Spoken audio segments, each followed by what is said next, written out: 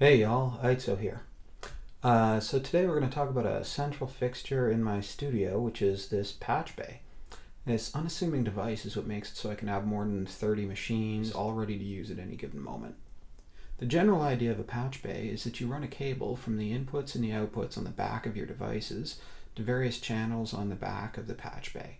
Then on the front you can use smaller, easily accessible cables to make connections between your devices.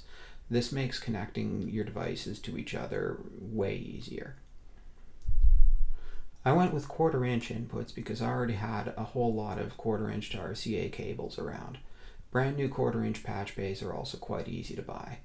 If you're shopping for a patch bay for your studio, an important thing to keep in mind is the type of cables and adapters you'll need to get if you don't already have them. The added difficulty of tracking down an RCA patch bay might be offset by the costs of replacing your cables or getting a whole lot of adapters. That's entirely up to you. Keep in mind that you'll need a cable for every single input and output that you want to use on each device. Here's the inside of my rack with the patch bays, and as you can see, these cables add up pretty fast. In my studio, I've got a total of 5 patch bays. 4 of them are dedicated to video signal, and the 5th is audio signal.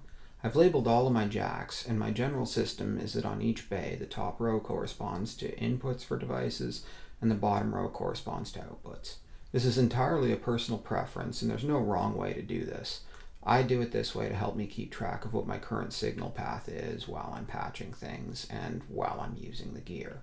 So now let's try patching a basic signal path together. Today I want to take a VCR with a VHS tape and run it through my Tachyons Plus Synchronizer, then run it out to the CRT television. This basically lets me see the tape going through the glitch gear and then displayed on the TV. Let's find the jacks for the VCR output and connect it to the input 1 on my Synchronizer. Then I connect a cable from the first output of my Synchronizer and run it down to the input of the TV. Notice I said first inputs and outputs for the Synchronizer.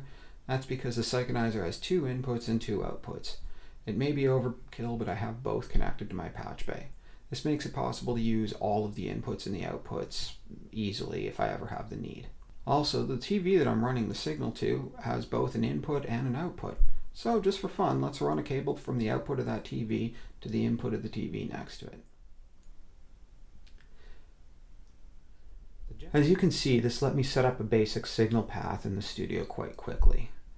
This simplicity makes it very easy for me to try out different gear combinations, different televisions, and different mixers, all chasing the best results without having to worry about the annoyance of moving around my gear and messing with cables. If I wanted to run multiple devices with multiple sources into a couple of different mixers, all outputting to many TVs, this is also very possible with this setup. It just really makes experimentation a lot easier. A patch bay really is a game changer for most setups. With this in mind, there's also devices called matrix switchers that do this same functionality but with buttons instead of patch cables. Matrix switchers are also cool. I personally prefer patch bays, but this is purely a personal preference. One of the key differences for me is the amount of devices you can connect to a matrix switcher of the same size. It's a much smaller amount of devices. Not having to use cables in the front of the device would be very cool, and there'd be less room for signal degradation. So there's definitely pros and cons to each. Anyhow, thanks a lot for watching.